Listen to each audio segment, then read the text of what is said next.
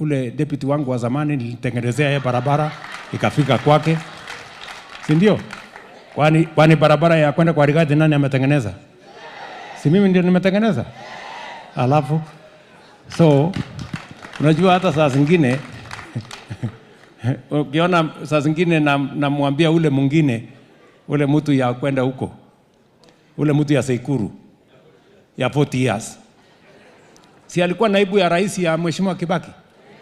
Mimi nataka niwaulize watu wa Nyeri, kama huyo mtu angemuuliza tu Rais Kibaki, tafadhali barabara ya kwenda kwangu ya vumbi, si Kibaki angemjengea?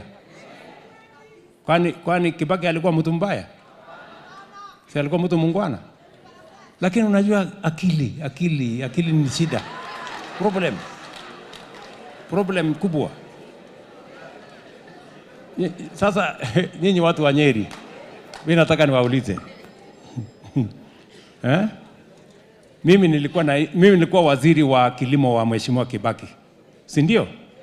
Nikiwa waziri wa kilimo wa Kibaki nilikuja hapa mara nyingi. Mambo ya kilimo nilikuja, mambo ya kanisa nilikuja, tukajenga makanisa na nyinyi, nikakuja tukajenga mashule na nyinyi, ama namna gani? Si ni kweli? Yule alikuwa naibu wa rais wa Kibaki, si alikuwa mtu si akungeti, hata hakuja hapa Harambee, hakuja shule, hajajituma anything. Mpaka hata barabara ya kwenda kwake bado ni vumbi. Alafu wewe mtu ya Nyeri, mimi nataka nikuulize, mtu hana akili ya kupanga barabara ya kwenda kwake, atakuwa na akili gani ya kupanga barabara ya kuja kwako? Hakuna akili ya kupanga anything.